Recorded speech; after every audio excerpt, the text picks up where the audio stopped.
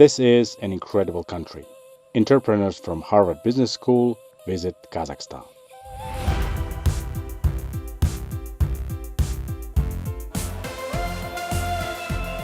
But now I've seen it through, and now I know the truth, that anything could happen, anything could happen, anything could happen. Гарвард көрнекті білім мен интеллектуалды артықшылықтың символы. Бұл беделді университет Америка құрама штаттарындағы ең көне университет қана емес, сонымен қатар әлемдегі ең құрметті білім ордаларының бірі болып табылады. Гарвард бүкіл әлемнің мен деген мықтылары тоғысқан жер.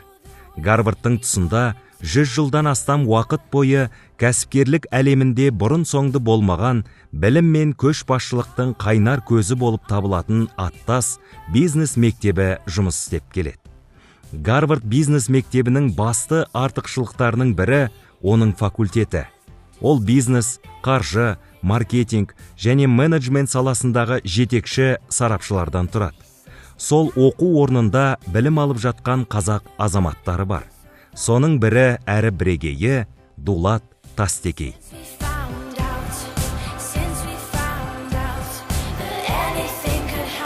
Дулат Тұрсынұлы ұлтжанды азамат, өз елінің патриоты. Жақында ол қазақ жерінің тұмса табиғатын, мәдениеті, тарихын шетелдіктерге көрсету үшін өзімен бірге мұхиттың арғы жағында оқып жатқан курстастарын қазақ еліне шақырды.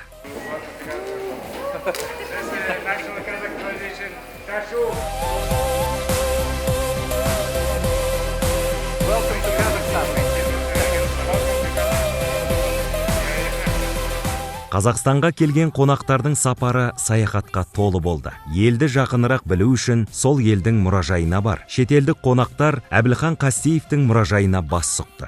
Мұражай іші кең, жарық, жерге ақ мрамор төселген. Екінші қабатқа көтерілген бойда көзге таныс, көңілге ыстық, қазақтың ұлттық ер-тұрманы, алдаспан қылыштар, текеме, тұскиіз, кебеже, кесеқап түрлері, сәукеле, қалыңдық көйлегі тағы басқа қойылған. Келесі залдан бастап көркем сурет туындыларының көрмесі басталады. Музейдің қоры өте бай. Бұл жерден Қазақстанның, Ресейдің, Еуропаның, Американың, шығыс елдері халықтарының кескіндеме, графика, сәулет өнерінің баға жетпес жұмыстары бар. Музейдің экспозициясы әрбір халықтың мәдени байлығы мен ерекшелігін көрсететін экспонаттар арқылы әлемдік өнердің негізі мен даму сатыларын байқауға болатын тарихи хронологияға негізделген. Жан-жағыңнан қоршаған картиналарға қарап, әр уақыттың тыныс тіршілігіне куә боласың.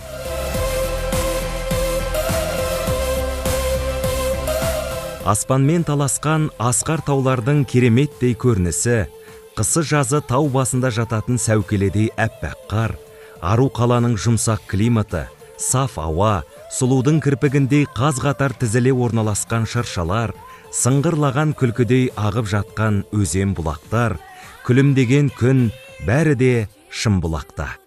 Шетелден келген қонақтарға Шымбұлақты көрсетпеу қисынға келмейді. Қонақтар мұндағы атмосфераны ұзақ ұмытпасы анық. Yeah, what a wonderful Kazakhstan. Yeah. Saleh. Where are you from? Thailand. Actually, he's 62 years old already, but he's very strong. Okay, he's a good guy. He's a very warm and hot heart. My brother. My young Thank you. brother. Thank you. Let's go. Алматының символы Көктөбе. Ақындар жырға қосқан, талай ғашықтың сырына куә болған Көктөбе. Алматыға келген турист Көктөбеге бір соқпай кете алмайды. Жоғардан мұнартқан қаланы, күнге таласа қол созған, басын қырау шалған ақбас тауларды көресіз. Әсіресе түнгі жалт-жұлт еткен қала шамдары бойыңызға шабыт пен қуат береді. Алматы сұлулығына арбалып қалар сәт те осы. Today's day was awesome. The skiing, the snow resort, the mountain. We went to what, 3,200 meters? 3,200 meters, yeah. 3,200 meters. Very It high. was cold. Extremely It was cold, right? extremely cold. My fingers were. But it was a beautiful day, wasn't it? I mean, bright and sunny. We were above the clouds. Exactly, I think Yeah, that's but right. we were above the Yeah, clouds. Right. That So was the best we will part. continue our impressions and the moments in Kazakhstan. That we are in Koktebel now, so we'll Okay. be in the great restaurant Abay, Great, and you'll taste delicious Kazakh. Oh, definitely, definitely, Okay, yes. okay. It was a great day. Бұл жерді өткенге, көшпенділер әлеміне апаратын және олардың өмірі мен әдет-ғұрыптары туралы көбірек білуге көмектесетін уақыт машинасы деп атауға болады. Ғұндар этно ауылы Алматы қаласынан 35 километр жерде, Новокаменный шатқалында орналасқан. Шетелден келген қонақтар театрландырылған қойылымдарды, трюктерді, рәсімдерді, ат ойындары және халық билерін тамашалады. After the war, we said we fight. Тағы бір ғажап жер үлкен Алматы көлі. Көлдің күні бүгінге дейін сыры ашылмаған құпияларының бірі оның түсінің үнемі өзгеріп отыруы. Зеңгір көкшіл көл кейде қою көк жасыл түске боянады. Басын ақ қар мен мәңгі мұздықтар жапқан асқар таулар, көп ғасырлық биік қарағайлар, осының барлығы қосыла келе ұмтылмастай әсер қалдырады. Гарвард тәлімгерлері табиғатқа ерекше тамсанып таңдай қақты. Anything could happen. Anything could happen. Anything could happen. Anything could happen. ТАСС Групп Қазақстан Республикасы мен ТМД елдерінің тұрғындарына қаржылық қызметтердің толық спектрін ұсынатын серпінді дамып келе жатқан компаниялар тобы. Іргетасы 2010 жылы қаланды. Шетелдік қонақтар Дулат Тастекей құрған компанияда қонақ болды. Бас қосуда менеджменттегі қазақстандық трендтер, даму стратегиялары және бизнеске инновациялық тәсілдер туралы айтылды. Қонақтар ұжымның жоғары кәсібилігін, қарқынды өсуін және бірінші кезекте қазақстандық бизнес саласын дамытуға бағытталған жұмыстардың маңыздылығын атап өтті.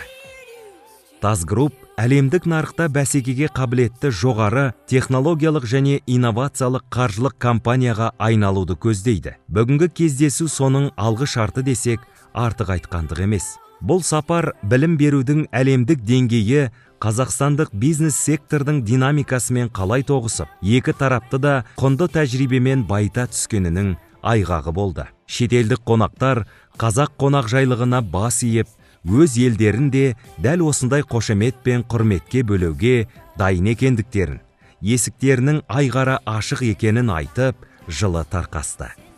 Біз қоштаспаймыз, қайта айналып келгенше деп үлкен әсермен елдеріне қайтты. Oh, I think the people, the first thing is about the people. So the people are very nice, very kind, and very service-minded. So I feel very warm. It's just we came from Thailand, and so your country is very nice. They got a beautiful view and everything. But for me, it's just a new experience because it's this is winter. In Thailand, we don't have snow. It's so hot. But we just came here and it's like very nice and we're very happy. Wow, so many impressions. It's it's something that I didn't have any idea or any image about how Kazakhstan will be. So for me, it was all a big discovery, a big surprise, and it has exceeded any expectation that I could have had. It's the most spectacular, pristine winter dreamland nature is incredible, is beautiful. But the thing that I like most is the people. You are all so warm, so kind, so open, so hospitable. It's incredible. We have it's only been a day, and we have had already memories that we will never forget. Thank you to all the people, Dulat and all the Kazakh people for being so incredibly warm. Although it's cold outside, you are so warm inside. It's a beautiful contrast. This is my first time here at the kind invitation of my dear friend Dulat. We only came in late last night, and the hospitality and the reception has been exceptional for us. I know I'm going to talk to you after day 3 of our trip because I'm sure it's going to be more and more to talk. And but until now, it's been outstanding. I mean, the snow today is so fresh, and it just makes us feel really good. The most beautiful place in the world. Unimaginable, unbelievable, and real. No human interference. This is just beautiful. I love it. I love it. Oh, it's beautiful. We're having a lovely time in the lovely mountains, in the snow, and the sun has also come out, and all our friends are together. We're having a beautiful time, and we really thank Dulat and his family for hosting us and taking a lot of care. It's been a great trip, and the snow is just so beautiful.